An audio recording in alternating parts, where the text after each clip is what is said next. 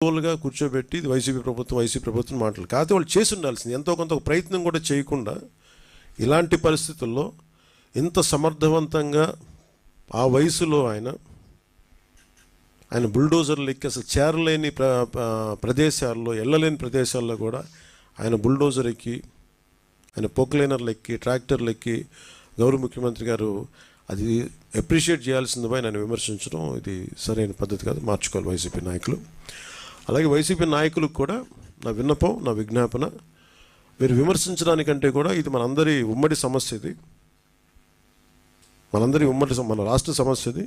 So మీరు కూడా నడుము వంచి, మీరు కూడా బయటకు వచ్చి, మీరు కూడా సహాయక చర్యల్లో పాల్గొనాలని మనస్ఫూర్తిగా కోరుకుంటా ఉన్నాను. అలాగే గత 2-3 రోజులు నేను కనిపించట్లేదు అది అని మాట్లాడుతాను. ఒకటి చెప్తాను, ఇప్పుడు నేను వస్తే నాకు ఇబ్బంది ఏంటంటే ఈ సహాయక చర్యల్లో ఇబ్బంది పడిపోద్ది. ఒకసారి అందరిని మీద పడటం, దానివల్ల అధికార యంత్రాంగానికి కూడా ఒత్తిడి అవుద్ది. దానివల్ల నన్ను వాళ్ళు చెప్పడం వల్ల రాలేకపోయాను. అది నిన్న మీకు క్లియర్ కట్గా తెలియజేశాను. ఇంకా దీన్ని విమర్శించాలని ఎవరన్నా వైసీపీ నాయకులు అనుకుంటే భవిష్యత్తులో ఎప్పుడైనా సరే మీరు నాతో పాటు రావచ్చు, ఎక్కడికైనా సరే నాతో పాటు నా కాన్వాయ్లో తీసుకెళ్తాను మిమ్మల్ని, నాతో పాటు నడవండి. ఎలా ఉంటుందో మీకు అర్థం చేసుకున్నప్పుడు అప్పుడు మీరే సలహా ఇస్తారు. అందుకని దయచేసి దీన్ని ఒకసారి మీ దృష్టికి తీసుకొస్తారు. కానీ విమర్శించే వైసీపీ నాయకత్వానికి ఎవరికైనా సరే రాష్ట్ర ప్రభుత్వం చేస్తున్న ఈ చర్యల మీద ఎవరన్నా విమర్శించదలుచుకుంటే వాళ్ళందరికీ కూడా ఫస్ట్ మీరు సహాయం చేసి మాట్లాడండి. మీరు సహాయం చేసి మీరు బయటికి వచ్చి మీరు మాట్లాడి ఇళ్లలో కూర్చొని కాన్ఫరెన్స్లు పెడితే సరిపోదు. మీరు లోపలికి వచ్చి దిగండి మనస్ఫూర్తిగా. అలాంటి పరిస్థితులు అంటే మేము కూడా మాతో కలిసి తీసుకెళ్తాం. అందరికీ నమస్కారం. విన్నారు కదా డిప్యూటీ సీఎం పవన్ కళ్యాణ్ గారి మాటలు. 4 రోజులు బట్టి ఏమైపోయో పవన్ కళ్యాణ్ చెప్పి మాట్లాడిన ప్రతి ఒక్కరికి 90 mm రాడ్డు అలా దించేసాడు అనమాట. రోజా గారు కూడా మనం మాట్లాడుతూ ఉన్నారు. ఏమనంటే, ఏం పవన్ కళ్యాణ్ ఎక్కడికి వెళ్ళిపోయావు, విజయవాడ అంతా మునిగిపోతా ఉంటే హనీమూన్కి వెళ్ళావా, అసలు ఏమైపోయావు అంటూ రోజా మాట్లాడుతూ ఉంది. చాలా మంది పేటీఎం బ్యాచ్ కూడా జగన్మోహన్ రెడ్డి కూడా మాట్లాడారు. వీళ్ళందరూ మీ అందరి కోసం పవన్ కళ్యాణ్ గారు కాన్వాయ్ పెడతారు, ఆ కాన్వాయ్లో వెళ్ళండి, పవన్ కళ్యాణ్తో తిరగండి, సమస్యల పట్ల పోరాడండి అంటూ క్లారిటీగా చెప్పారు. ఇంకోటి, ఎవరైనా సహాయం చేస్తే ప్రశ్నించండి. మీరు ₹1 కనీసం పిల్లి కూడా భిక్షం పెట్టని మొహాలు ఈ రోజున వరదల గురించి మాట్లాడతారంటే నువ్వు వస్తుందంటూ పవన్ కళ్యాణ్ గారు కామెంట్స్ చాలా గట్టిగా దించారని చెప్పాలి. ఇంకోటి ఏంటంటే, మైకుల ముందు మేకప్లు వేసుకుని మాట్లాడడం కాదు, ప్రెస్ మీట్లు పెట్టేయడం కాదు.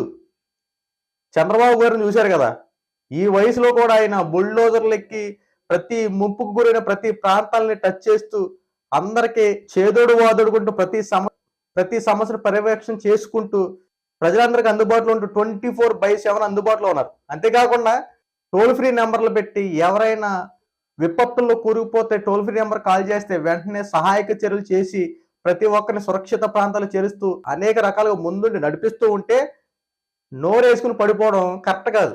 ఇంకొకటి, ప్రతి ఒక్కరూ ఎంతో కొంత డబ్బులతో ఆర్థిక సహాయం చేస్తూ ఉన్నారు. కొంతమంది ఫుడ్ డెలివరీలు చేస్తూ ఉన్నారు. ఏలూరు నుంచే చింతమనేని ప్రభాకర్ గారు కొన్ని 100 మందికి ఫుడ్ డెలివరీ చేశారు. అలాగే మన్నా చర్చ్ అనే ఒక చర్చ్ నుండి ఫుడ్ డెలివరీ చేశారు. ఇలా రకరకాల కార్యక్రమాలు చేసుకుంటూ వస్తారు. కనీసం వైసీపీ ప్రభుత్వం విమర్శించే పనే పెట్టుకున్నారు తప్ప, విమర్శిస్తే ఏదో చిల్లర వచ్చేద్ది అనుకుంటారేమో, విమర్శిస్తే మొత్తం సెటిల్మెంట్ అయిపోద్ది అనుకుంటారేమో. కానీ విమర్శించే నోర్లు మూసుకుంటే చాలా మంచిదంటూ ఇండైరెక్ట్ గా పవన్ కళ్యాణ్ గారు గట్టిగా 90 mm రాడ్ దించారు. ఇంకో విషయం ఏంటంటే, ఏమైనా సహాయం చేస్తే నోరెత్తి మాటలు, లేదంటే నోరు మూసుకొని కూర్చోండి. ఎందుకంటే సహాయం చేసే వాళ్ళని, ప్రజల ప్రాణాలను కాపాడి అప్రమత్తం అవుతున్న ప్రభుత్వాన్ని తిట్టే పనిగా పెట్టుకొని, పవన్ కళ్యాణ్ టార్గెట్ చేసి పనిగా పెట్టుకుని ఇష్టానుసారంగా మాట్లాడే ప్రతి ఒక్కరికి చాలా జాగ్రత్తగా మాట్లాడితే చాలా మంచిది. ఎందుకంటే పరిస్థితిని బట్టి మనం మెలుచుకోవాలి. అక్కడ ఏంటో వరదలో మునిగిపోయి ప్రజలందరూ ఇబ్బంది పడతా ఉంటే ప్రభుత్వం పట్టించుకోవట్లేదు అంటారు, ఒకడేంటి ఇలా అంటాడు, ఒకడు అలా అంటాడు, రకరకాల మాటలతో కరెక్ట్ కాదు. అధికారం ఉందా, అధికారం లేదా అనేది పక్కన పెడితే, ఒక మనిషి ప్రాణాలని కాపాడడం కోసం అధికారంలో ఉన్న ప్రభుత్వం చాలా చర్యలు తీసుకుంటూ ముందుకెళ్తా ఉండంటే, ప్రతిపక్ష హోదాలో ఉన్న నువ్వు ఇదే రైట్ టైం అని చెప్పి నువ్వు ఇంకెంత చేయాలి? వరద బాధితులను కాపాడడం కోసం ముందుకు వచ్చినటువంటి జగన్మోహన్ రెడ్డి చెప్పుకుంటా నువ్వెంత చేయాలి? ఇదే ఉండదు. ఎంతసేపు శవరాజకీయాలు చేసుకుంటాం, మనుషుల మీద బురద జల్లే మాటలు మాట్లాడడం. పేటిఎం బ్యాచ్తో ఈ వీడియోలో హల్చల్ చేయించుకుంటాం. ఇదేగా మనకు తెలిసింది.